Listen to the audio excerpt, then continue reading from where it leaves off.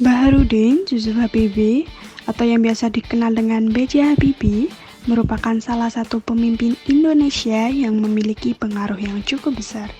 B.J. Habibie lahir pada tanggal 25 Juni 1936 di Parepare, Sulawesi Selatan. B.J. Habibie lahir dari kalangan yang terpandang.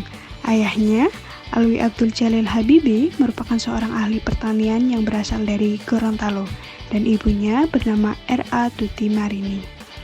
B.J. Habibie merupakan anak keempat dari 8 bersaudara. B.J. Habibie kecil atau yang biasa dipanggil dengan Rudi, besar di Gorontalo. Namun ketika ayahnya meninggal dunia, B.J. Habibie dan keluarga pindah ke Bandung serta melanjutkan pendidikannya di Bandung. B.J. Habibie pernah mengenyam pendidikan di Institusi Teknologi Bandung sebelum dipindahkan oleh ibunya untuk melanjutkan pendidikannya di Technic House School yang berada di Jerman Barat. B.J. Habibie muda sangatlah aktif dalam organisasi. Beliau juga merupakan penggerak serta pemimpin dari perhimpunan-perhimpunan mahasiswa di Jerman. Setelah mendapatkan gelarnya, beliau diangkat sebagai Menteri Negara Riset dan Teknologi. Karirnya terus meningkat hingga beliau dipilih menjadi Wakil Presiden dari Presiden Soeharto. Saya memutuskan untuk menyatakan berhenti dari jabatan saya sebagai Presiden Republik Indonesia terhitung sejak saya bacakan pernyataan ini pada hari ini, Kamis 21 Mei 1998, susunan Kabinet Pembangunan ke-7. Untuk melaksanakan reformasi dengan cara yang sebaik-baiknya tadi, saya menilai maka Wakil Presiden Republik Indonesia Profesor Dr. Insinyur B.J. Habibie yang akan melanjutkan sisa waktu jabatan Presiden Mandataris MPR 1998-2003.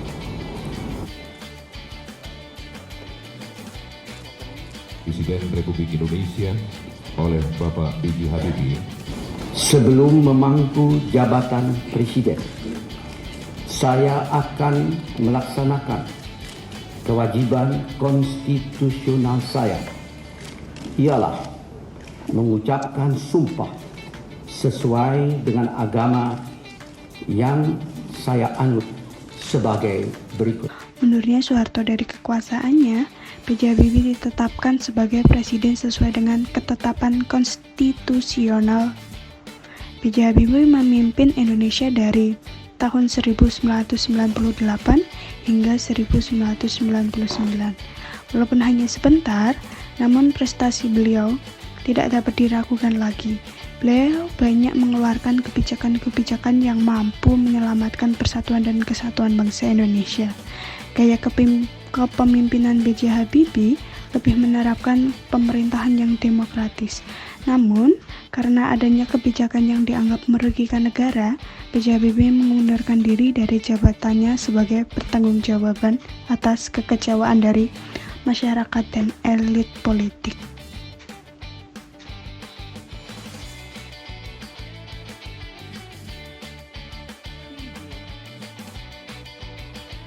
Kekerasan perempuan seringkali terjadi. Kekerasan pada perempuan tidak hanya berupa kekerasan fisik saja. Kekerasan seperti pemerkosaan, pelacuran, pornografi, pelecehan sosial, dan lain sebagainya merupakan perbuatan yang tidak sepantasnya didapatkan oleh perempuan.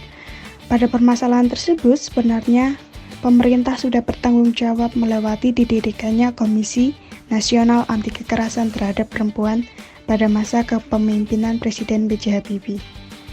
Pendirian Komisi Nasional Anti Kekerasan Terhadap Perempuan ini dilatar belakangi dengan peristiwa di tahun 1998 yang telah terjadi krisis moneter besar-besaran yang membawa pengaruh terhadap perempuan. Peristiwa tersebut ditandai dengan kemunduran Presiden Soeharto dan digantikan oleh wakilnya yaitu B.J. Habibie. Peristiwa tersebut merupakan peristiwa yang besar dan menimbulkan kerusakan kota hingga kerugian yang cukup besar. Masyarakat Tionghoa menjadi sasaran dari amukan massa. Banyak toko-toko yang dirusak dan dijarah isinya. Tidak banyak yang tahu. Pada peristiwa tersebut juga menimbulkan sesak pada kaum perempuan. tercatat sebanyak 85 perempuan Tionghoa menjadi korban pemerkosaan pada peristiwa 1998. Masyarakat tidak tinggal diam pada saat itu. Sebagian masyarakat mengorganisir masyarakat anti kekerasan dengan tujuan meminta pertanggungjawaban kepada pemerintah atas peristiwa tersebut. Presiden B.J. Habibie mendirikan Komisi Nasional Anti Kekerasan Terhadap Perempuan berdasarkan Keputusan Presiden Nomor 181 1998 sebagai bentuk tanggung jawab serta peran B.J. Habibie dalam ikut serta menjaga martabat dan mensejahterakan nasib dari kaum perempuan. Komisi Nasional Anti Kekerasan ini merupakan sebuah institusi sebagai pendampingan pelayanan terhadap kasus-kasus pelanggaran hak asasi manusia pada perempuan.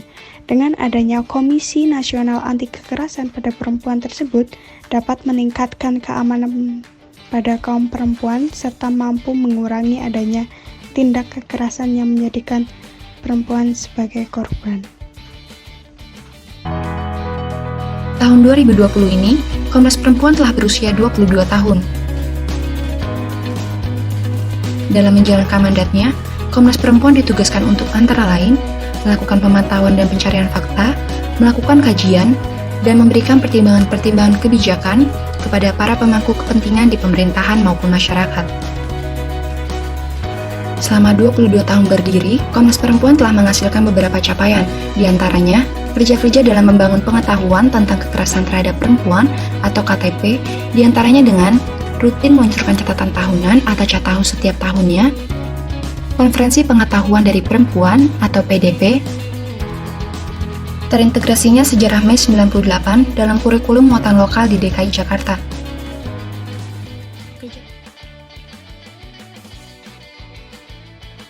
Kenaikan B.J. Habibie menjadi Presiden Indonesia membawa angin segar bagi jurnalis pada saat itu. Pemerintah mulai melakukan kebebasan pers. Hal ini dikarenakan Presiden B.J. Habibie menginginkan penerapan pemerintahan yang demokrasi, yang menjadikan pers sebagai penghubung pemerintahan dengan rakyat. Presiden B.J. Habibie mengeluarkan Undang-Undang Nomor 40 Tahun 1999 tentang pers yang menyatakan bahwa pemerintahan tidak ikut campur dalam kehidupan pers dan menghapuskan Permen-Pen Nomor 1 Tahun 1984 mengenai surat izin usaha penerbitan pers. Dengan ini, kebebasan pers di Indonesia mampu dirasakan oleh jurnalis Indonesia serta media yang mengalami pemberendelan mampu bangkit kembali untuk memberikan informasi kepada rakyat. Dengan dikeluarkannya surat izin usaha penerbitan pers berdasarkan Permen-Pen Nomor 1 Tahun 1984, pemerintahan ikut serta dalam penerbitan pers. Pers hanya mampu menyajikan informasi yang berasal dari negara, karena dalam penerbitannya harus sesuai dengan aturan yang telah ditetapkan oleh negara.